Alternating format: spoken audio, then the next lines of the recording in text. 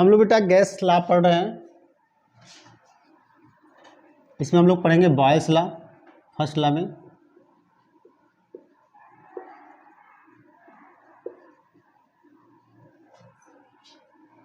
Boyle's law बेटा temperature and mass constant होता है। और हमें पता पहले से भी, हम लोग जानते हैं, सुने भी हैं, PV इक्वल टू NRT होता है, जिसको हम लोग गैस आइडियल गैस इक्वेशन बोलते हैं इसको। इसमें बेटा आप बोल रहा है कि टेम्परेचर कांस्टेंट है और ऑलरेडी कांस्टेंट होता है, और n क्या बेटा, ये भी कांस्टेंट हो जाएगा। कैसे हो जाएगा जरा देखो। जो मोल होता है वो होता है वेट अपान मॉलिक्यूलर वेट। अगर मास कांस्टेंट है तो मोल आल्सो कांस्टेंट रहेगा। ठीक है, तो यहाँ से हम बोल सकते हैं PV इक्वल टू कांस्टेंट बोल सकते हैं। ठीक है, तो बेटा यहाँ से हम लोग अगर दो गैसेस के लिए हम निकालें तो P1 V1 equal to P2 V2 हो जाएगा फॉर टू गैसेस। ठीक है,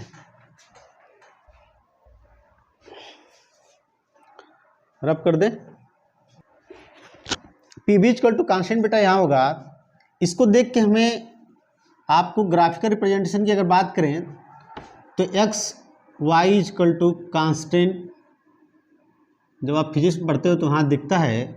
ये जो रिप्रेजेंटेशन है ये बेटा इक्वेशन जो होता है यह रेक्टेंगुलर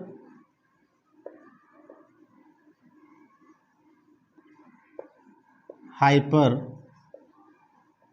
बोला ग्राफ का ये इक्वेशन है। तो इसको अगर हम रिप्रेजेंट करें ग्राफ पे तो x y equal to constant के अगर हम इस इक्वेशन से देखें तो x पर क्या होगा, p होगा, y पर क्या होगा, v होगा, और रेक्टेंगुलर हाइपरबोला ग्राफ ये होता है। Any problem ten one? No sir. समझ में आ रहा है? हाँ सर। तो इस तरह से हम लोग रेक्टेंगुलर हाइपरबोला ग्राफ जो है समझ लिए और जान लिए। ऐसे भी हो सकता है y x equal to constant, ऐसे भी लिखा जा सकता है। जब इस कंडीशन में लिखा जाएगा तो हम यहाँ पर क्या करेंगे, v हो जाएगा और यहाँ क्या हो जाएगा, p हो जाएगा। कोई प्रॉब्लम नहीं, दोनों तरह से हम लिख सकते हैं। ठीक है, ठीक है ना बेटा। रब करते हैं।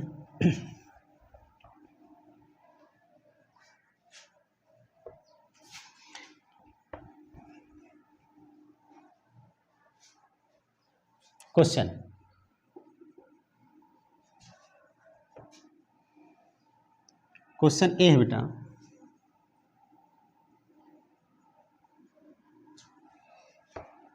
यहाँ P और यहाँ पे V, और ये रेक्टेंगुलर हाइपरबोला को रिप्रेजेंट करता है। आपको बताना है order of T1 T2 T3। ठीक है, T1 T2 और ये T3 है। ठीक है, आपको बताना है कि क्या आर्डर होगा T1 T2 T3 का। इस तरह के इक्वेशन में, इस तरह के क्वेश्चन में हम लोग क्या करते हैं, P को ऐसे इस हाइपरबोला ग्राफ से मिलाते हैं और उसको फिर ऐसे करते हैं। ठीक है, फिर इसको ऐसे मिलाते हैं, फिर ऐसे, सिंपल करने का तरीका। ठीक है, बताओ पढ़े हो तुम लोग PV इक्वल टू NRT पढ़े हो? तो इसमें PV इक्वल टू कांस्टेंट है। बताओ अगर हम P रख रहे हैं, Y रख रहे हैं, तो हम यहाँ से लिख सकते हैं इसको हटा करके। अगर इसको हम डायरेक्ट ऐसे लिखें P equal to NRT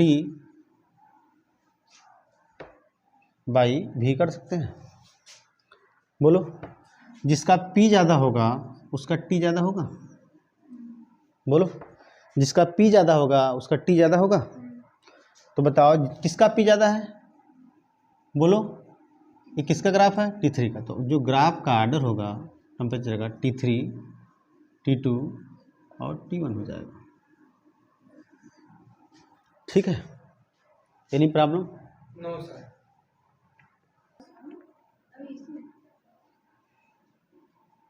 PV equal to nRT, ये तो कांस्टेंट है। अगर हम यहाँ से इसको लिखें ऐसे, P equal to nRT into 1/v लिख दें, लिखा सकता है। yes, बताओ ये y equal to m x का ग्राफ शो करेगा, बोलो। y equal to M X graph show करेगा। बताओ ये किसका इक्वेशन, स्ट्रेट लाइन का है। स्ट्रेट लाइन का बेटा तो उसको हम ऐसे बना सकते हैं, y पे क्या रहेगा, p रहेगा, ठीक है, और x पे क्या रहेगा, 1/v रहेगा। कोई प्रॉब्लम किसी को नहीं है। और स्ट्रेट लाइन ग्राफ है तो ऐसे रहेगा, ठीक है, समझ में आ रहा है। हाँ सर। स्ट्रेट लाइन ग्राफ के लिए y equal to M X ये सेटिस्फाइड करा है इस इक्वेशन को, yes, तो हम लोग ये ग्राफ बना सकते हैं, ठीक है। इस पर क्वेश्चन ले लो, देखो। अच्छा, इसको ऐसे भी तो बना सकते हैं, इसको ऐसे भी तो लिखा जा सकता है इस इक्वेशन को, v equal to nRT into 1/p लिखा सकता है। ए भी इस इक्वेशन को सेटिस्फाइड करा है, तो इसके जगह पर हम लोग क्या लिख सकते हैं, v, और यहाँ पे क्या लिख सकते हैं, 1/p, 1/p, ठीक है। इसमें क्वेश्चन ले लेते हैं जरा, देखो। ये क्वेश्चन है, ये ग्राफ है p का और यहाँ 1/v का। स्ट्रेट लाइन होता है 1, 2 एंड 3। ये T1 है, ये T2 है और ये T3 है। आपको बताना है T1, T2, T3 का आर्डर।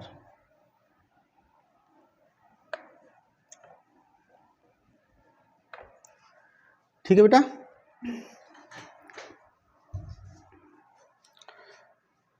देखो जरा,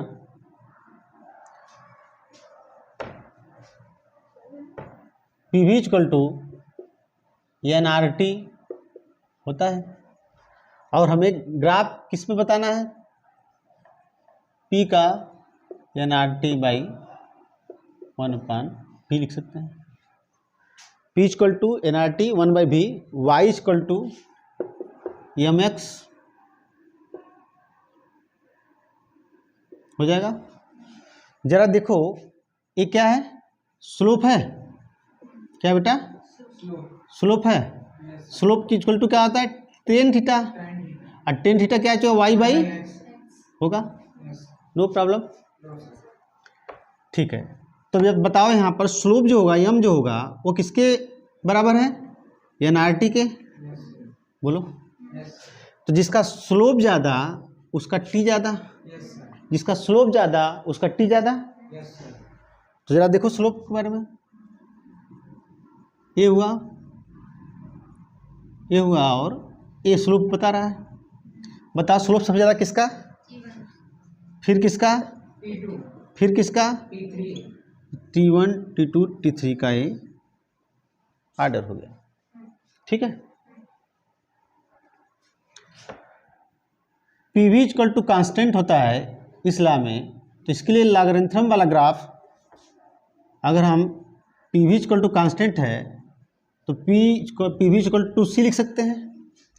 अगर हम बोथ साइड लॉग ले लें तो PV equal to log C हो जाएगा। बताओ लॉग में मल्टीप्लाई जो रहता है उसको एडिशन बदल सकते हैं, तो log P plus log V हो जाएगा बेटा, बराबर log C हो जाएगा। यहाँ पर अगर log P बराबर लिखें बेटा तो log C minus log V हो जाएगा, ठीक है। तो बेटा अगर हम देखें मिलाएं इसको तो y equal to C minus M x मिल रहा है। बोलो मिल रहा है ना। जरा देखो इसका ग्राफ, देखो ग्राफ की देखेंगे, बात करेंगे हम तो जरा देखो इसको। y क्या है, log p है, ठीक है, और x पे क्या है, log v है। इसका इंटरसेप्ट c है, इंटरसेप्ट क्या है, c है, वो भी क्या है, पॉजिटिव है। तो देखो इंटरसेप्ट यहां से लेके यहां तक क्या है, इंटरसेप्ट हो गया आपका c, ठीक है। उसके बाद जो स्लोप है बेटा, y में जो स्लोप होगा वो निगेटिव होगा, तो हमारा स्ट्रेट लाइन की ग्राफ है, स्ट्रेट लाइन का, तो हमारा निगेटिव बेटा ए ग्राफ हो जाएगा, ठीक है। ठीक सर। तो लॉगरिथम वाला बेटा ग्राफ जो होगा ये log p versus log v का जो ग्राफ होगा वो होगा स्ट्रेट लाइन, स्ट्रेट लाइन में वो भी निगेटिव में, ठीक है। चलो रब करते हैं इसको।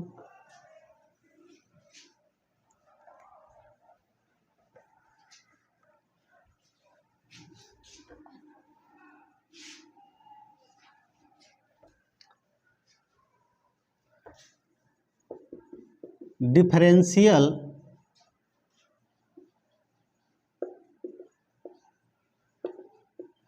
फॉर्म ऑफ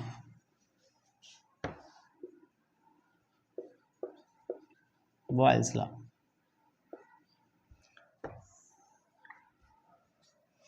देखो बेटा डिफरेंशिएट करते हैं हम लोग, P V equal to constant होता है, हम डिफरेंशिएट करेंगे इसको तो डी लिखेंगे। बोलो अगर हम इसको डिफरेंशिएट कर रहे हैं तो डी पी भी प्लस डी भी पी इक्वल टू क्या, के जो कांस्टेंट होता है उसका डिफरेंशिएशन क्या होता है, 0 हो जाएगा। तो यहाँ पर क्या लिख सकते हो, डी पी भी बराबर क्या हो जाएगा, माइनस में डी भी पी, ठीक है ना। इसको जरा देखो, इसको लिखा जा सकता है D P upon P equal to minus में डी भी अपान भी लिखा जा सकता है। This is the differential form of Boyle's law, ठीक। इसको नोट कर लीजिए।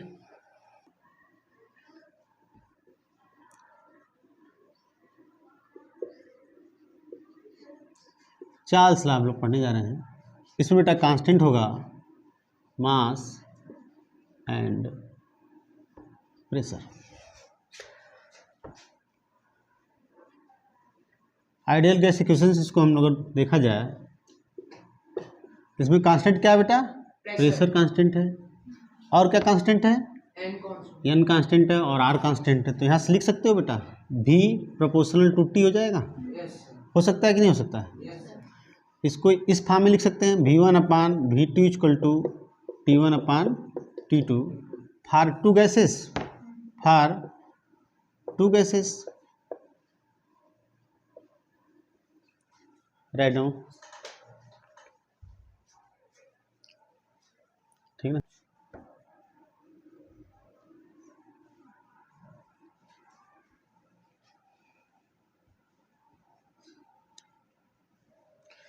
चार्ल्स लॉ के ग्राफ देखो जरा, बताओ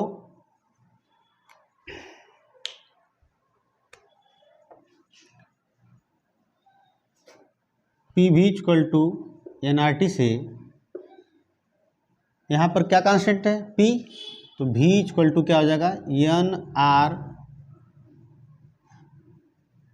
बाई P इंटू टी हो जाएगा।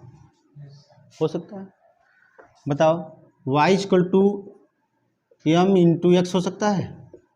बताओ किसका ग्राफ होगा, स्ट्रेट लाइन का। तो स्ट्रेट लाइन ग्राफ होगा तो जरा देखो y पे क्या होगा बच्चों, v होगा, और x पे क्या होगा बच्चों, t होगा। और स्ट्रेट लाइन ग्राफ बनेगा ऐसे, ठीक है। बोलो, चार्ल्स ला ग्राफ स्ट्रेट लाइन का ये होगा, वाई पे भी रहेगा और एक्स पे टी रहेगा, ठीक ना। इस पर क्वेश्चन देख लेते हैं।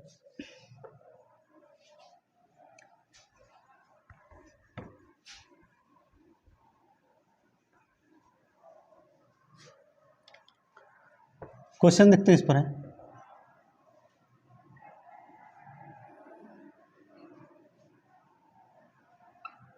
ये भी है और ये टी है, ये ग्राफ हो गया T1 सर T2 T3, एक मिनट, T2 और P3। इसमें आपको आर्डर बताना है P1 P2 P3 का। जरा देखो, PV इक्वल टू NRT से यहाँ पर क्या प्रेशर कांस्टेंट है, तो V इक्वल टू क्या होगा, ENR by P into T हो जाएगा। बोलो, यस Y इक्वल टू क्या हो जाएगा, M इंटू एक्स। M क्या स्लोप है, तो M इक्वल टू क्या हो जाएगा, यहाँ पे बताओ जरा, यहाँ से NR बाई पी P हो जाएगा, by P NR by P हो जाएगा, ठीक है ना बेटा। और अगर जिसका स्लोप ज़्यादा रहेगा उसका प्रेशर क्या रहेगा, कम रहेगा। जरा देखो, स्लोप इसका ए है, इसका ए है और इसका ए है, अतः स्लोप सबसे ज़्यादा किसका है, P1 का, तो P1 सबसे छोटा कम रहेगा, तो P3 P2 और P1 इसका ऑर्डर हो जाएगा प्रेशर का। Any problem? नो सर रब कर देते हैं इसको।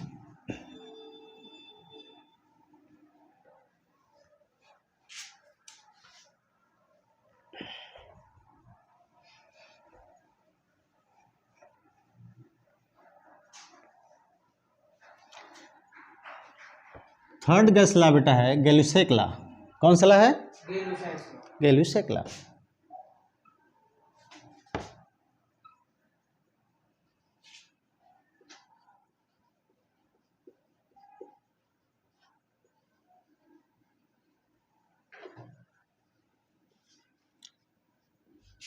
इसमें बेटा बलून एंड मास क्या होता है, कांस्टेंट होता है।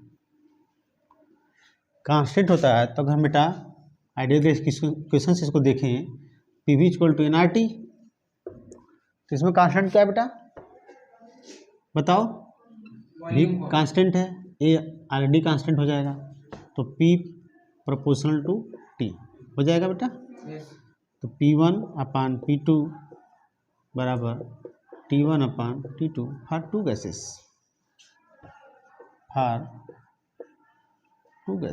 हो जाएगा। यस सर इसमें ग्राफ की बात करें बेटा, जरा देखो, PV इक्वल टू NRT होता है, तो P इक्वल टू लिख सकते हैं NR by V into T हो सकता है। जरा देखो, Y इक्वल टू किसका ग्राफ होगा, MX का ग्राफ होगा, स्ट्रेट लाइन जो क्या होगा, Straight line। स्ट्रेट लाइन होगा,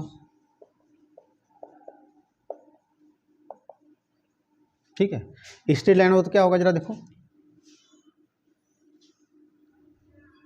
Y पे क्या रहेगा, P रहेगा बेटा, X पे क्या रहेगा, T रहेगा, और ये स्ट्रेट लाइन ग्राफ होगा, ठीक है। इसे क्वेश्चन देख लेते हैं। क्वेश्चन देखिए जरा,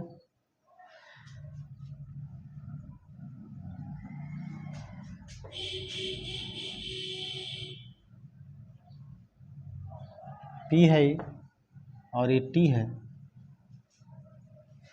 यहाँ पर बेटा V1 V2 और V3 लेते हैं। कैसे सॉल्व करें, जरा देखो, PV इक्वल टू NRT होता है, जरा देखो P बराबर क्या लिख सकते हैं, NR बाई भी इंटू टी लिख सकते हैं। ये बेटा स्लोप है यम है, बोलो Yes, sir. बोलो है ना। Yes, sir. तो यम इक्वल टू क्या हो जाएगा, एन आर बाई भी हो जाएगा। Yes, sir. जिसका यम ज़्यादा उसका भी कम हो जाएगा। बताओ स्लोप सबसे ज़्यादा किसका है, V1 का, फिर किसका है V2 का, फिर किसका है V3 का। जिसका स्लोप सबसे ज़्यादा होगा उसका वैल्यू जो है सबसे कम होगा। तो हमारा वैल्यू क्या हो जाएगा, इसका आर्डर क्या हो जाएगा, V3, V2 और V1 हो जाएगा। It's okay, any problem to anyone? No, sir. ठीक बेटा।